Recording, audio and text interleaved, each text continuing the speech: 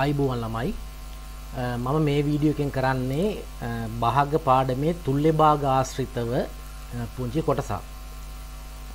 තුල්‍ය භාග මගින් කොහොමද භාග දෙක විශාලත්වය පිළිබඳව සංසන්දනය කරන්නේ සහ ඒ වගේම භාග එකතු කිරීම පිළිබඳ මූලික කාරණා ටික. එතකොට තුන්වෙනි වීඩියෝ එකෙන් මම මේ ඔබ ඉගෙනගත්තු ඒ භාග පිළිබඳ දැනුම භාවිතා කරලා සාමාන්‍ය පෙළ විභාගයට අදාළ ගණන් දක්වා සාකච්ඡා කරනවා.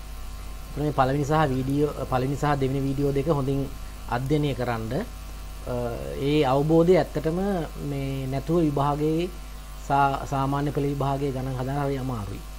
ඉතින් ඒ නිසා මේක ඒ තරම් අමාරු දෙයක් නෙමෙයි. පුංචි පන්ති වලින් ඉගෙන ගන්න දේවල් මම මේ කතා කරන්නේ. ඒ ටික ඉතා පැහැදිලිව ඕගොල්ලන් නිරවුල් කරලා ඊට පස්සේ අපි යන් විභාග ගැටලු හදන්න තුන්වෙනි වීඩියෝ එකේදී විභාග ප්‍රශ්න. හොඳයි, තුල්‍ය භාගයක් කියන්නේ මොකක්ද කියලා මේකෙන් ඔයගොල්ලන්ට පැහැදිලි වෙනවා. පැහැදිලි කරගන්න පුළුවන්. දැන් මේ තියෙන්නේ එක්තරා ඒකකයක්. අපි අර පළවෙනි වීඩියෝ එකේ ඒකකයක් කියලා අපි ගත්තේ. ඒකකයක්. ඒ කියන්නේ මේක දැන් ඔයගොල්ලන්ට පේනවා ඇති එක්කෝ දිග ලී කැබැල්ලක්. නැත්තම් මීටර් දෙකක ලී කැබැල්ලක්. එහෙම නැත්තම් කිලෝග්‍රෑම් 3ක් බර කේක් එකක්. ඔය වගේ මොකක් හරි ඒකකයක් විදිහට ගන්න පුළුවන්. එතකොට මම මේක හරි සමානව දෙකට බෙදනවා. එතකොට මේ වගේ කොටසකට අපි කියනවා 2න් 1යි කියලා. ලේසියිනේ නේද? ඊළඟ මේක බෙදනවා කීයකටද? 4කට නේ. 1යි 2යි 3යි 4යි. එතකොට දැන් කොටස් 4කට බෙදලා දෙකක් වර්ණ ගන්නලා තිනවා, පාට කරලා තිනවා. එතකොට මේ ටික 4න් පංගු 2ක්. ඊළඟ එක 1යි 2යි 3යි 4යි 5යි 6යි 7යි 8යි නේද? දැන් ඔන්න පාට කිව්වා. කොච්චරද පාටලා තියෙන්නේ? පංගු 4ක්. සමාන කොටස් 8කට බෙදලා පංගු 4ක්. 8න් 4ක්. දැන් ඉතින් මේක දිහා බලපුවම අපිට පේනවා 2න් 1යි 4න් 2යි 8න් 4යි කියන සමාන ප්‍රමාණ. නේද? සමානයි. ප්‍රමාණ සමානයි. එතකොට මේවා සමානයි. 2න් 1 සමානයි 4න් 2ට. 4න් 2 සමානයි 8න් 4ට. එතකොට මේ ප්‍රමාණය සමාන වන්නා වූ භාග වලට තමයි අපි තුල්‍ය භාග කියලා කියන්නේ. දැන් මේ තුල්‍ය භාග වල ලක්ෂණේ හරියට තේරුම් ගත්තාම ඕගොල්ලන්ට පුළුවන් ඒ ආශ්‍රිත ප්‍රශ්න විසඳන්න. 2න් 1යි 4න් 2යි සමාන වුණාම මේ තුල්‍ය භාගයේ තියෙන එක ලක්ෂණයක් තමයි මෙන්න මේම හරහට ගුණ කරපුවාම සමාන වෙනවා. මේ බලන්න 2 වරක් 2 4යි 1 වරක් 4 4යි. ඊළඟ කාරණේ තමයි දැන් මේක 2 4 වෙලා තියෙනවනේ. 1 2 වෙලා තියෙනවනේ. ඒ කියන්නේ උඩයි යටයි දෙකම එකම සංඛ්‍යාවෙන් ගුණ කරපුවාම තුල්‍ය භාග ලැබෙනවා. හරි. 1 වරක් 2 2යි 2 වරක් 2 4යි. හොඳයි, ඊළඟ සම්බන්ධය 4න් පංගු 2යි 8න් පංගු 4යි සමානයි මේ දෙක මේ. ඒකෙත් අර ලක්ෂණේ තියෙනවා. ඒ බලන්න. 4 වරක් 4 16යි 2 වරක් 8 16යි. දැන් මතකද අපි සරල සමීකරණ විසඳනකොට හරස් ගුණිතය කියලා එකක් දානවා. සරල සමීකරණ විතරක් නෙමෙයි වර්ගජ සමීකරණ විසඳනකොටත් ඔය හරස් ගුණිතය දාලා විසඳීමක් කරනවානේ. හරස් ගුණිතය කියලා එකක් එනවා 10 11 පන්ති වල. ඔය හරස් ගුණිතය කියලා කියන්නේ ඕක තමයි. ඒ කියන්නේ තුල්‍ය භාගවල භාග සමාන නම් හරහට ගුණ කරපුවම සමානයි. ඔන්න ඔය සංකල්පය තමයි මේ සමීකරණ විසඳනලත් අපි ගන්නෙ. හරි. ඊළඟට 4න් 2 8න් 4 වෙද්දී දැන් අපිට පේනවා මේ 4 8 වෙලා තියෙනවා 2 4 වෙලා තියෙනවා. උඩයි යටයි දෙකම එකම සංඛ්‍යාවෙන් ගුණ වෙලා. එහෙනම් තුල්‍ය භාගයක කීපයක් ගන්න අපිට තියෙන අදාළ භාගය ලවය සහ හරය. උඩ යට කියලා කියන්නේ ලවය සහ හරය එකම සංඛ්‍යාවෙන් ගුණ කරපුවාම හරි. මේවා ඉතින් දන්නවා පුංචි පන්ති වල ඉඳලා. මේ තව උදාහරණයක්. මේකත් අර වගේ ඒකකයක්. මම අර පළවෙනි වීඩියෝ එකෙන් ගත්තා මේක කේක් එකක් කියලා නේද? මොකක් හරි වෘත්තාකාර වස්තුවක්. මේක දැන් මේකේ හැටියට බෙදලා තියෙනවා කීයද? 1යි 2යි 3යි 4යි 5යි 6කට නේ. එතකොට 6න් පංගු 2ක් තමයි මේ තියෙන්නේ. මේක බෙදමු එහෙම. මේක හරි සමාන කොටස් 3කට බෙදලා මම මේ තියෙන්නේ. ඒතර එහෙනම් මේ කොටස කීය? 3න් පංගු 1ක්. දැන් බැලු බැලමට පේනවා මේ දෙක බැලු බැලමට විතරක් නෙමෙයි හරියට බලපුවාම මේ දෙක හරියටම සමානයි. එහෙනම් 6න් පංගු 2යි 3න් පංගු 1යි සමානයි. දැන් අර ලක්ෂණය බලන්න හරහට ගුණ කරනවා සමාන නැද්ද කියලා. 6 වරක් 1 6යි 3 වරක් 2 ඒ 6යි. දැන් මෙතන මේ භාගය මේක වෙන්න බෙදලා ගන්න වෙලා තියෙන්නේ. බෙදුවත් හරි ඉතින්. උඩයි යටයි දෙකම. එහෙනම් උඩ දෙකෙන් බෙදුවා. දෙක බෙදීම දෙක කියන්නේ 1යි. එහෙනම් හරයත් අනිවාර්යෙන් බෙදනවා දෙකෙන්. 6 දෙකෙන් බෙදුවාම කීයද? 3යි. ඔන්න ඔය ලක්ෂණ දෙක. ඒ තුල්්‍ය භාග දෙකක් හෝ කීපයක් අතරින් සම්බන්ධතාවය තීරුම් ඕගලන්ට මම තීරුම් කරලා දුන්නේ. එක්කෝ හරහට ගුණ කරපුවාම සමානයි. එහෙම නැත්නම් එකම සංඛ්‍යාවෙන් උඩයි යටයි එක්කෝ ගුණ කරනවා නැත්නම් බෙදනවා. ඒ අවශ්‍යතාවයේ හැටියට. දැන් මේ ටිකේ තුල්්‍ය භාග ඕගලන්ට ඔන්න අර මම වෙනදා කියනවා වගේ මේක ලියාගෙන වීඩියෝ එක ස්ටොප් කරලා මේ අගයන් ටික ඉක්මනින් හොයන්න. ඊට පස්සේ මම පිළිතුරු කියනවා.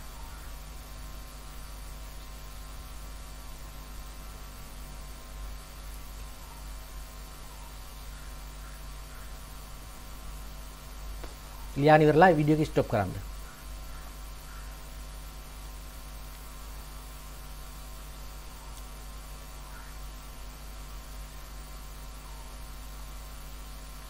දැන් පළවෙනි එකේ බලන්න. මෙතන 15 වෙලා තියෙනව නෙමෙයි. 5 3ෙන් ගුණ කරුවා 15යි. එහෙනම් ලවයත් අනිවාර්යයෙන්ම 3ෙන්. එහෙනම් මෙතෙන්ට එන්නේ කීයද 9. 7 28ෙන් ගුණ වෙලා තියෙන්නේ කීයෙන්ද? ඔන්න චක්‍රය දන්නවා නම් ටක් ගාලා හිතට එනවා. ඔලුවට එනවා. 7 වරක් 4න්නේ 28. එහෙනම් උඩත් 4ෙන්. දෙවරක් 4 8යි. මේක උඩ 9 27 වෙලා තියෙනවා. 3ෙන්නේ. 9 වරක් 3න්නේ 27. එහෙනම් හරයත් 3ෙන්. මෙතන 21 3 වෙලා තියෙන්නේ බෙදලානේ. බෙදුවා 7ෙන්. එහෙනම් ලවයත් 7ෙන්. 14 7ෙන් බෙදුවාම 2යි. මෙතන 72 8 උනේ කීයෙන් බෙදලාද? චක්‍රේ මතකද? 8 වරක් 9 72යිනේ. එහෙනම් 72 9ෙන් බෙදුවාම 8යි. එහෙනම් 99ක් බෙදන්න කීයෙන්ද? 9. 99 9ෙන් බෙදුවාම 11යි. ඊළඟ එක 81 බෙදීම 9. 9යි 90 බෙදීම 9 කීයද? 10යි. ඔන්න තුල්්‍ය භාග. දැන් එනනම් ඔන්න තුල්්‍ය භාග කියන්නේ මොනවද කියලා අපි දන්නවා හරියටම. දැන් පොදු හරයක් සහිත තුල්්‍ය භාග කියන එක අපිට ඕන වෙනවා ඉස්සරහට. භාග සුළු කිරීම වලදී පොදු හරයක්, හරය සමානයි, හරය එකමයි වන තුල්්‍ය භාග. දැන් බලමුකෝ 7න් 2කට සමාන තුල්්‍ය භාග කීපය මම ලියනවා. 14න් 4 හරි නේද? දෙකෙන් ගුණ වෙලා තියෙන උඩ යටයි දෙකම. තව එකක්. 7 4න් ගුණ කරලා 2 4න් ගුණ කරලා එහෙම ගන්නත් පුළුවන්. නැත්නම් 14 2න් ගුණ කරලා 4 2න් ගුණ කරලා එහෙම ගන්නත් පුළුවන්. මේක 28 වුණා 4න් ගුණ කරලා. මේක 8 වුණා 4න් ගුණ කරලා. එහෙම නැතුව මේ දෙක සංසන්දනයේ මේ දෙක සැලකුවොත් 14 2න් ගුණ කරුවා 4ක් 2න් ගුණ කරුවා. ඒතර ඕනම දෙකක්. මේ දෙක බැලුවොත් 7 වරක් 8 56යි දෙවරක් 8 16යි. මේ දෙක බැලුවොත් 28 වරක් 2 56යි 8 වරක් 2 16යි. කොහොම හරි කමන්නේ. මේකෙත් ඉතින් ඒ වගේ ඔයගොල්ලෝ හොයලා බලන්න.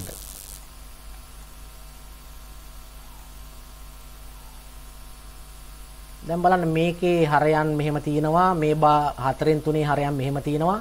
7න් 2ට සමාන වන ප්‍රමාණ තමයි නැත්නම් භාග තමයි මේ තියෙන්නේ. 4න් 3ට සමාන වන භාග තමයි මේ තියෙන්නේ. එතකොට සමාන හරයක් පොදු හරයක් තියෙන්නේ කෝකේද? මේ දෙකේනේ. මෙතනත් 28යි මෙතනත් 28යි. පොදු හරය කියන්නේ ඒකයි. දැන් අපිට ඕක පොදු හරය හොයාගෙන තමයි අපි ඉස්සරහට අර මම දැන් අද පාඩම ආරම්භයේදී කිව්ව සංසන්දනය කිරීම සහ මූලික ගණනය කිරීම එකතු කිරීම කරන්නේ. දැන් ඉහත භාග දෙකෙන් විශාල භාගය කුමක්ද කිව්වොත් මේ ඒකකයක් සමාන පංගු වලට බෙදලා මේ දෙක සලකපුවාම 8 බෙදීම 28 21 බෙදීම 28 නේද? එතකොට 7න් 2 කියන එක 28න් 8ට සමානයි 4න් 3 කියන එක 28න් 21ට සමානයි. ඉතින් මේ දෙක සමානයි මේකෙන් ලොකුම ලවය තමයි විශාලම භාගය වෙන්නේ. 28න් 8 මේක තියෙනවා මෙතන 4න් 3 21න් 28. එතකොට මේකෙන් විශාල භාගය මොකද්ද? මේක. එහෙනම් මේ භාග දෙකනේ අපිට විශාල භාගය කියන්නේ මේක තමයි විශාල. එහෙමනම් අපිට භාග දෙකක් දුන්නාම ඒ දෙකෙන් විශාල මොකද්ද නැත්නම් කුඩා මොකද්ද කියලා හොයන්න අපිට කරන්න වෙන්නේ පොදු හරය. හරය සමාන කරගෙන ඊට අදාළ තුල්්‍ය භාගය ලබා ගන්නවා. අර උඩයි යටයි දෙකම ගුණ කරලා. පැහැදිලිද? එතකොට ඒ දෙකෙන් හොයාගත්ත හැකි විශාල භාගය මොකද්ද කියලා ඊට සමානයිනේ අර කලින් දුන්නු භාගය. එහෙමයි මම කරලා තියෙන්නේ.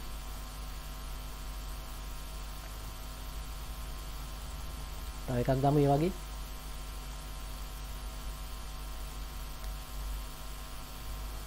දැන් මේක සුළු කරන්න කියනවා. 7න් 2යි 4න් 3යි එකතු කරන්න කියනවා. එතකොට ඒතනදිත් කරන්න වෙන්නේ පොදු හරය සොයා ගැනීම. එතනදිත් පොදු හරය සමාන හරයක් කරගන්න වෙනවා. 7යි 4යි. ඒ කියන්නේ 28 කරගන්න වෙනවා. එතකොට 7න් 2 සමාන වෙන්නේ 28න් 8ට. 4න් 3 සමාන වෙන්නේ 28න් 21ට. නේද? එහෙනම් උත්තරේ 28න් 29යි. මේවා මිශ්‍ර භාග කියලා තව ඉස්සරහට අපි කතා කරනවා වෙනම. නමුත් දැනට මේක තේරුම් ගන්න. එතකොට මේ 7න් 2 කියන එක 28න් 8ට සමාන කරන්න, يعني තුල්්‍ය භාග කරන්න අපි ಗುಣ කරලා තියෙන්නේ මොන සංඛ්‍යාවෙන්ද කියලා පොඩ්ඩක් බලන්න. 7 28 වෙන්න ಗುಣ කරන්න ඕන. ඒකෙන්ම දෙකත් ಗುಣ කරන්න ඕන. 7 වරක් 4 28යි 4 වරක් 2 8යි. එහෙමයි යන්නේ. තේරුණාද? ඊළඟට මම කුඩා පොදු ගුණාකාරයක් පොඩ්ඩක් මතක් කරනවා. මොනවද ගුණාකාර කියන්නේ? ගුණාකාර කියන්නේ දැන් උදාහරණයක් විදිහට දෙකේ ගුණාකාර කියලා කියන්නේ දෙකෙන් බෙදෙන සංඛ්‍යා ඉතිරි නැතුව. තුනේ ගුණාකාර කියන්නේ තුනෙන් ඉතිරි නැතුව බෙදෙන සංඛ්‍යාවලට. ඔය තියෙන දෙකෙන් බෙදෙන සංඛ්‍යා, දෙකෙන් ඉතිරි නැතුව බෙදෙන සංඛ්‍යා 2 4 6 8 10 12 14 16 18 20 22 24 මේවා සියල්ලම දෙකෙන් බෙදෙනවා. නේද? මෙන්න තුනේ ගුණාකාර. මේ දෙකේ ගුණාකාර, මේ තුනේ ගුණාකාර. තුනෙන් බෙදනවා සියල්ල. නැත්නම් අර දෙවරක් චක්‍රය වගේ තමයි නේ. දෙවරක් 2 4යි, 3 6යි, 4 8යි එහෙමත් යනවා.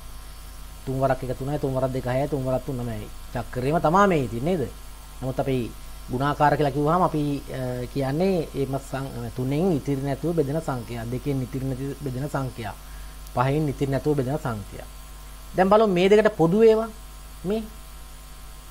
මේකත් පොදුයි. තව බලන්න. මේකත් පොදුයි.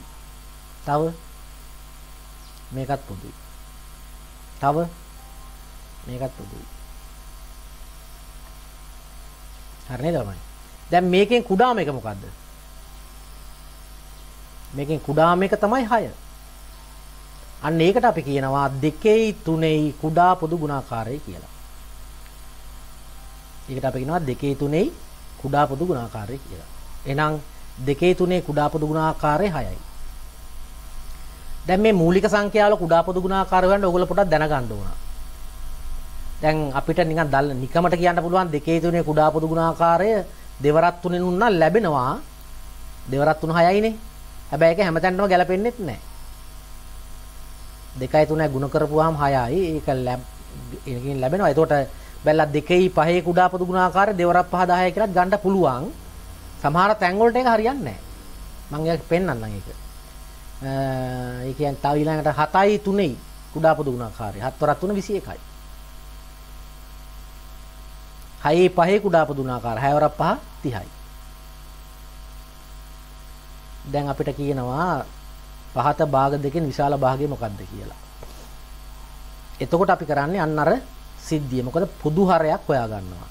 දැන් හැම විටම අපි මේ පොදු හරය බවට පත් කරන්නේ මොකද්ද? කුඩා පොදු ගුණාකාරය. කුඩා පොදු ගුණාකාරය තමයි අර සමාන හරය කරගන්න. අර ඉස්සෙල්ලා උදාහරණේ 28 නේ අපි ගත්තේ. ඒ 28 කුඩා පොදු ගුණාකාරය. මේකෙත් කුඩා පොදු ගුණාකාරය ගන්න. එහෙනම් දෙකෙන් එකට හරය 6 කරගත්තාම මෙතන හරය 6නේ කුඩා පොදු ගුණාකාරය. තුනෙන් ගුණ කරලා තියෙන්නේ. තුනෙන් දෙකෙන් ගුණ කරපුවාම 6යි, දෙකෙන් ගුණ කරපුවාම 4යි. එහෙනම් 6නේ කුඩා පොදු ගුණාකාරය. දැන් ඔන්න 6න් 1යි 6න් 4යි කෙරුවා. දෙකෙන් එකට සමානයි 6න් 1. සෝරි මෙතන 6න් 3 එන්න ඕන ළමයි. මෙතන පොඩි වැරදීමක් වෙලා. ඔන්න මගේ අතින් වෙච්ච වැරදීමක් පොඩ්ඩක් හදාගන්න. 6න් 3 වෙලා මෙතන 6න් 4 වෙලා. එහෙනම් මෙතන 3 ආවත් මොකද වෙන්නේ? ඒත් 4නේ විශාල. මෙතන 3 එන්න ඕන. මෙතන 3 එන්න ඕන. එතකොට විශාල මේක. 4 විශාලයිනේ පොදු හරය සමාන හරයක්නේ. එහෙනම් විශාල 3න් 2 භාගය. ඔන්න ඔය විදිහට අපි භාගයක් විශාලද කුඩාද කියලා හොයාගන්නේ. එතකොට පොදු හරයකට ඒ භාග දෙකේ හරයන් සමාන කරගන්නේ කොහොමද? කුඩා පොදු ගුණාකාරය තමයි හරයට බවට පත් කරගන්න ඕන. කුඩා පොදු ගුණාකාරය හොයන්න ඒ සංඛ්‍යා දෙක දැනට ගුණකරනද වෙනස් වෙන තැන් වලදී මම ඒක විශේෂයෙන් කතා කරන්නම්. දැන් 2යි 3යි දෙවරක් 3 6නේ. එහෙනම් අපි මෙතෙන්ට ගත්තේ 6නේ. මේක එකතු කරන්න ගියත් ඒ වැඩිමයි. 2 3 කුඩා පොදු ගුණාකාරය. එතකොට භාග දෙක සංසන්දනය කරද්දිත් කුඩා පොදු ගුණාකාරය ගන්න වෙන්නේ. භාග එකතු කරනකොටත් අඩු කරනකොටත් කුඩා පොදු ගුණාකාරය ගන්න වෙන්නේ. එහෙනම් මේකේ කුඩා පොදු ගුණාකාරය 6යි. මෙතෙන්ට කීය දෙන්න ඕන? 2 6 වෙන්නේ 3ෙන් ගුණ කරලානේ. එහෙනම් උඩට එන්න ඕන 3. මෙතෙන්ට 3 එන්නේ. ඊළඟ 3ෙන් 2. 3 6 උනේ 2ෙන් ගුණ කරලානේ. උඩත් 2. 6න් 4. එහෙනම් උත්තරේ කීයද? 6න් පංගු 3යි 6න් පංගු 4යි එකතු කරනවා 6න් පංගු 7යි. පහත භාග දෙකෙන් විශාල භාගය කුමක්ද? දැන් ඔන්න අර මම කියපු දේ ගමු 5 3 කුඩා පොදු ගුණාකාරය අපි ගුණ කරලා ගමු 5 වරක් 3. දැන් මතක තියාගන්න මම තාර වෙනස් වෙනවා කිව්වේ. ඒක ගැන තා පොඩ්ඩෙන් කතා කරනවා. 5යි 3යි ගත්තාම වෙනත් සංඛ්‍යා වලින් බෙදෙන්නේ නැති වුනහම තමයි ඒ කියන්නේ දැන් 3 5 බෙදෙන්නෙත් නැහැ 5 3ෙන් බෙදෙන්නෙත් නැහැ. අන්න ඒ වගේ අවස්ථාවල තමයි බය නැතුව ගුණ කරන්න පුළුවන්. මම කියපු දේ තේරුණාද? 5 3ෙන් බෙදෙන්නෙත් නැහැ 3 5ෙන් බෙදෙන්නෙත් නැහැ ඉතිරි නැතුව. අන්න ඒ වගේ අවස්ථාවල කෙලින්ම කුඩා පොදු ගුණාකාරය 15යි කියලා ගන්නවා. ඒතර 15යි කුඩා පොදු ගුණාකාරය 5 වරක් 3 15යි 1 වරක් 3 3යි. 5න් 3ෙන් 2 ඒත් 15න් කීය දෙන්නේ 3 වරක් 5 15යි 2 වරක් 5 10යි. එහෙනම් විශාල භාගය මොකද්ද? 15න් 10යි. එහෙනම් මේක තමයි විශාල. සුළු කරන්න. අර ඊයේ වැඩේමයි. හරය සමාන කරගන්න. දැන් ඉතින් වැඩි කියන්න ඕනේ නැහැ. 15න් 3යි එකතු කරනවා කීයද? 15න් 13යි. හරි. ඔන්න ඔය ටික විතරයි මම මේ වීඩියෝ එකෙන් කතා කරන්නේ. දැන් ඔයගොල්ලෝ මෙන්න මේ ටික ලියාගෙන හිස් තැන් වලට අදාළ A කොටසේ තියෙන්නේ විශාල භාගය තෝරන්න, B කොටසේ තියෙන එකතු කරන්න. දැන් මම පොඩි ඉඟියක් දෙන්නම් 7යි 5යි ගත්තාම 7 5ෙන් බෙදෙන්නේ නැහැ 5 7ෙන් බෙදෙන්නේ නැහනේ. එහෙනම් කුඩා පොදු ගුණාකාරය වෙන්නේ 7 වරක් 5 35. මේකේ බලන්න 4යි 12යි ගත්තාම හැබැයි කුඩා පොදු ගුණාකාරය 12 වරක් 4 48 නෙමෙයි. එහෙනම් බලන්න 12 4ෙන් බෙදෙන නිසා 12 තමයි කුඩා පොදු ගුණාකාරය. මේ දෙකේ 5 වරක් 6 30යි. කෙලින්ම 6 5ෙන් බෙදෙන්නේ නැහැ 5 6ෙන් බෙදෙන්නෙත් නැහැ. මේ කුඩා පොදු ගුණාකාරය 30. මේකෙත් එහෙමයි 5 වරක් 8 40. මේකේ මේ 21 7ෙන් බෙදනවනේ. එහෙනම් කුඩා පොදු ගුණාකාරය 21. හරි. ওই ටික ඇති. දැන් අපි ඉස්සරහට මිශ්‍ර භාග වලදී අපි කුඩා පොදු ගුණාකාරය තවදුරටත් කතා කරලා ඊට පස්සේ 10 ශ්‍රේණියට දාල පාඩම් ටික පාඩම් කියන්නේ ප්‍රශ්න ටික කතා කරලා සාමාන්‍ය පෙළ ගණන් ටිකක් හදමු. ඒතර ඔයගොල්ලන්ට භාග පිළිබඳ හොඳ දැනුමක් ලැබෙනවා. ඒතර මේ වීඩියෝ දෙක දැන්ට මම දාලා තියෙන්නේ තුන්වෙනි වීඩියෝ එකේදී අර කලින් කියපු විභාග ප්‍රශ්න ඔයගොල්ලන් පොතේ තියෙන ප්‍රශ්න වලට දාලා වාර පරීක්ෂණ දුන්න ප්‍රශ්න ඒවා සාකච්ඡා කරනවා. හරි. දැන් මේකේ ඔයගොල්ලෝ ලියාගෙන ඉවර වෙලා උත්තර ලිව්වට පස්සේ උත්තර බලන්න හරි වැරදි දාගන්න මම උත්තර දෙනවා. මෙන්න පිළිතුරු.